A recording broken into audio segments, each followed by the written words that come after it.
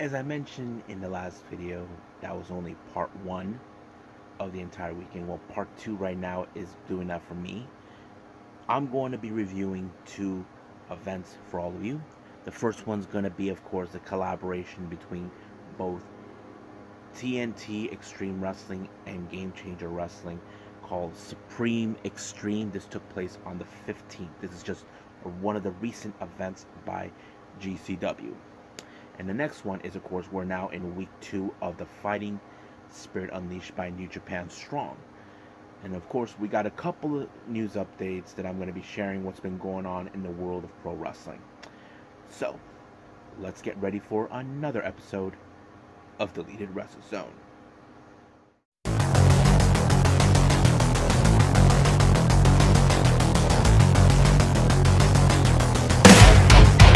Are you ready? Get up, get up! Get up, get up! Get up, get up! Get up, get up! Get up, get up! Get up, get up!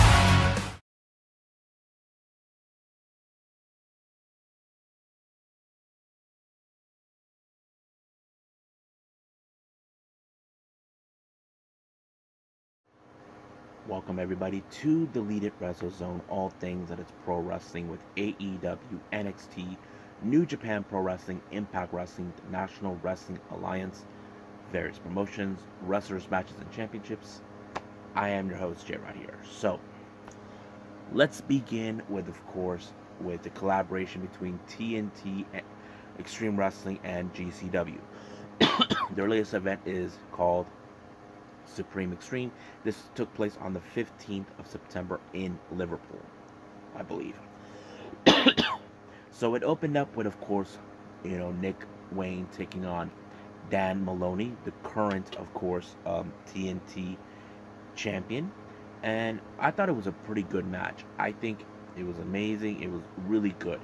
Because, as you know, normally this title will not be on the line right now, but I think Nick really pulled off every stop, everything, and I think fans were cheering for him for that too. I think Dan Maloney really was impressed by him, but unfortunately, he put him down with the Thriller Killer and ended right there. And I think Dan Maloney really was impressed by him. I think that gives a good impression that maybe you would like to see Nick Wayne come back to England again, even though he's 17 years old. Now, our next match is the TNT Women's Tag Team titles. We have the She-Wolves, Casey and Molly Spartan, taking on Liverbirds, Angel Hayes, and Lizzie X Evo. Now, these two women, as you know, we've seen them before on NXT UK, so it looks like they're back doing their thing. However, this is where, of course, the She-Wolves, from what the commentators mentioned, they lost the tag titles to them, and now they're trying to reclaim it. But however, in the back of their heads, by the Liverbirds will do anything in their power to make sure the title stays with them. And I thought it was a pretty good darn match. But however, it was, I believe, it was a very combination between both Spartan and Casey that finished off what was her name? I think it was Lizzie, and then later Casey applied the frog splash. 1, 2, 3, they retained the titles. I thought it was impressive. I think I liked the She-Wolves. A really good cohesive group, and I got to pay attention more about them. Next match, we have Tate Mayfairs versus Jordan Oliver. Now, these are two wrestlers are young and and all that stuff. But I thought it was also a good match, because we know Jordan Oliver, what he's capable of. That's why he's been declared as the young pillar of GCW. Tate Mayfairs, we've seen him before on NXT UK, but now he's back. I think he reinvented himself as a total prick, but I have to say it was very impressive by both these guys. But however, it was the Boston Crab that finished off Mayfairs by Oliver in order to win. I thought it was good. I enjoyed it. Now, our next match is a championship. This is the TNT Extreme Division title in a ladder match. We got what was it? Clinton Majera versus the Blood Fighter, Alex Colon, who is the champion. However, the story, if you guys know this or not, Alex Colon actually won this title from Clinton Majera. This is something I did not know. I was very, very interested about this. This one was a straight up ladder match. But the obvious question is, can't Clint Majera actually win back the title and bring it home to the UK? That's the question that mine. But it was impressive by Clint that he was able to isolate Alex Colon from the top in order to give him the ample opportunity to pull down the title. And I thought it was impressive.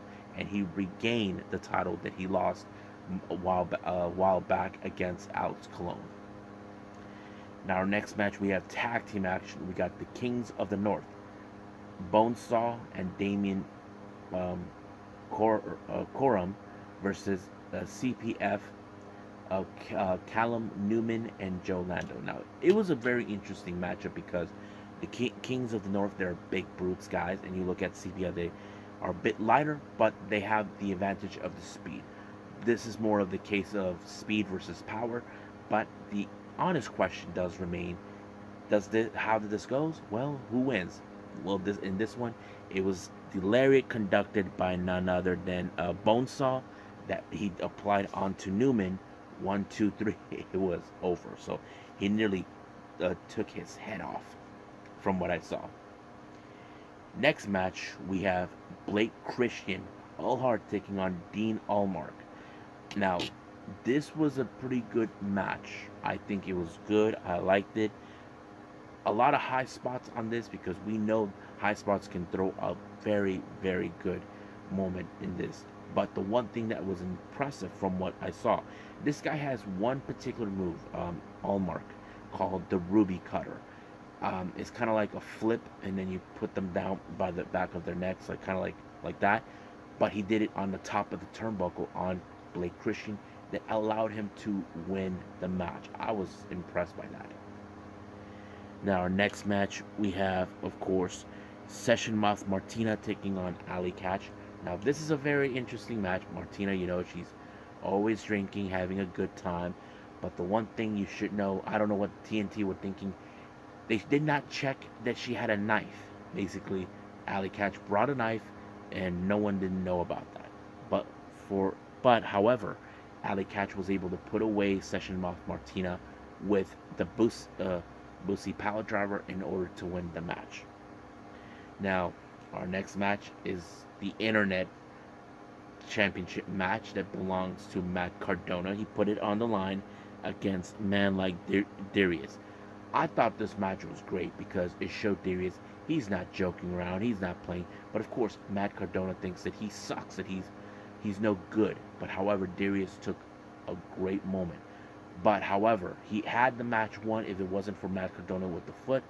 But the referee was knocked out later on, and then a second ref showed up.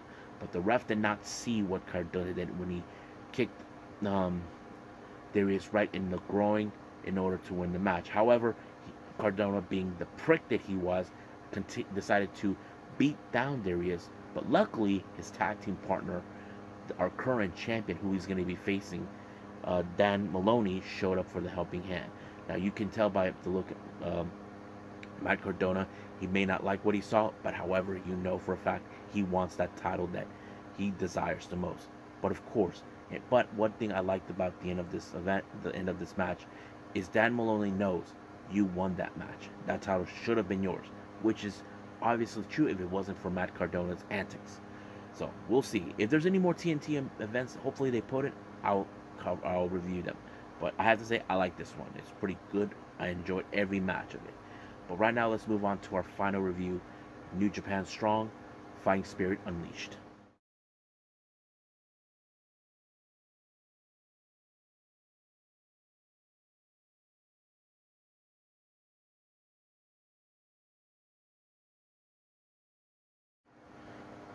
Okay, New Japan Strong, Fighting Spirit Unleashed. This is our second week so far that they posted out. Opening match we have, of course, is Peter Avalon versus Adrian Quest. Now, these two guys were trained together. They came from the same place. I thought it was a pretty good match because, you know, we can see how much these guys are. Now, keep in mind, Peter Avalon and Adrian Quest were been around the same scenes before. But one thing that was intensified, it was interesting, is how Peter Avalon won by applying the martinis in the back of the head of Adrian Quest in order to win the match. So it was very impressive. As you know, he didn't need to cheat, so he proved his worth, despite the fact that, you know, nobody likes pretty Peter Avalon. Next match, we got a very interesting pairing in the tag team division. Jordan Cruz and Cody Chun taking on Team Filthy's JR Kratos and the return of Tom Lawler. Now, keep in mind, Lawler was spending possibly a month in Japan, being part of the G1, so a lot of things may have changed for him. Now, what I did like about this match is not only because Lawler's back, it's more like you can see a little bit of the cohesive now with Jordan Cruz and, of course, Cody Chun. But it appears there's some bit of history with Jordan Cruz and Kratos in some form of fashion. But I think it was a pretty good match. They even tried to isolate Kratos, but Kratos, as you know, he's a monster. You know, you can't try to take a monster out. I think that plays out in its own way. But it was Kratos that made the finishing touches when he took out Cody Chun, and 1, 2, 3, it was over. Now, the obvious question does remain for some people. Do you think he's going to reclaim the Strong Openweight title? Well, I don't know. We just got to win and see what happens then. Now, our final match, we have the Bullet Club. Hikuleo, Chase Owens, Juice Robinson, and Jay White taking on Roppongi Vice, Rocky Romero, and Trent Beretta, tagging along with Taylor Rust and Kushida. I thought this match was incredible because we have certain aspects of this match that I enjoy. Now, keep in mind, Kushida still has his eyes set on the IWGP Junior Heavyweight title, and that's what he wants. And, you know, I thought there were some good moments in this match. Now, you probably say if anybody would have pinned Jay White, they would get an opportunity of the IWGP World Heavyweight title, but that's something that Jay White does not want. I thought there was some good matches where they try to take out Hikuleo, but it takes a bit of longer to do that. But, however, there seems like a bit of interesting things that took place near the end. Hikuleo may have, I don't know, there was a moment that, of course, Jay White almost hit him, or he almost hit Jay White, and then all this and that. But, however, Hikuleo had the match won until Jay White decided that he tells Hikuleo to tag him in, and he finished off Taylor Rust. Now, this match was won by, it should have won by Hikuleo, but Jay White wanted to win the match to send a clear message that this is still his era. That's why he's the catalyst, and that's the thing. However, Kushida took a beeline up to Taiji Shimori. But in the post-match, Jay White has formed that he is the IWGP, that no one is going to beat him. Even if it's someone like Tama Tonga, we know he's set to face him for the title. That is something we do know. However, we also know that Okada has the opportunity, the challenge for the IWGP World title at Wrestle Kingdom next year at the start of 2023. But right now, we just got to wait and see what's going to happen from here on out with New Japan. So I think that's pretty much it with everything that we covered and reviewed. I believe it's time for some news updates.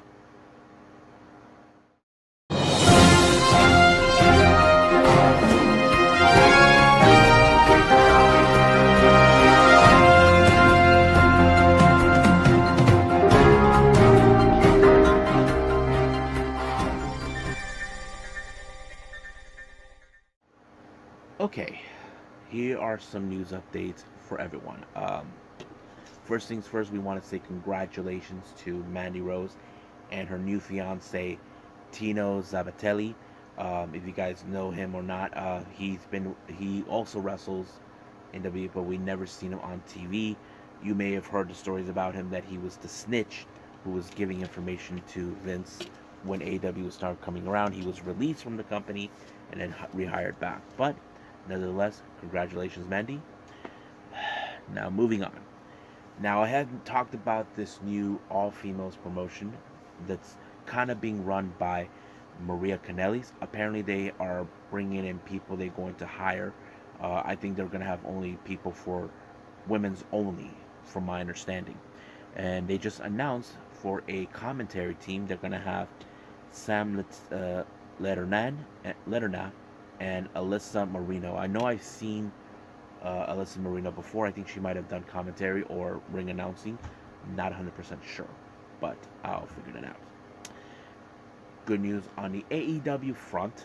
Now, as you guys know, we've seen in the past the pay-per-view Revolution always takes place in Chicago. Well, this time for the start of the year, it's not going to Chicago. It's going straight to the West Coast, most specifically San Francisco at the Cow Palace. Now, those who are not familiarized with that venue, this is the same venue where we saw the firing squad from Bullet Club attack Kenny, the Bucks, Hangman, Marty Scurll,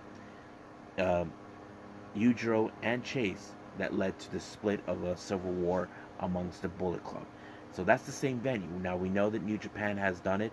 I'm sure Tony Khan was looking for other venues to look at because they cannot depend on doing the same thing in Chicago with certain pay-per-views, except for Double or Nothing because that started out. But if they have a change of mind, I wouldn't be surprised if they have the next Double or Nothing in Atlantic City. But that is something we can could happen or think about. Now, our final update here. It was announced by New Japan that their event at Beppu was canceled due to a typhoon. Now, this is something that we have seen in the past with New Japan. Certain events had to be canceled because of that. Not sure if they're going to reschedule that event. Not sure yet. They haven't announced it, but because the truth is, they normally plan everything a year ahead of time. So we'll find out then. But right now, I think it's time to end it right here for all the news updates. So let's do that right now. Well, I hope everybody's enjoying this episode. For the next one, I'm just gonna wing it. They didn't announce for any Choco Pro or anything. There's still some events I need to see, like for example, GCW in Liverpool, GCW versus TNT. What other ones I'm definitely gonna see? Oh yeah, we still got some All Japan Pro Wrestling events. First 2 days, the road to Nippon Budokan, Tales of the Ring, and a few others. So I'm still gonna be trying to catch up that I'm still need to catch up for the month of September as we speak. But I think that's pretty much it. So I'll see you guys in the next DWZ time. Same DWZ channel. I must bid all of you adieu. So, goodbye. Mwah. And have a nice day. Bang.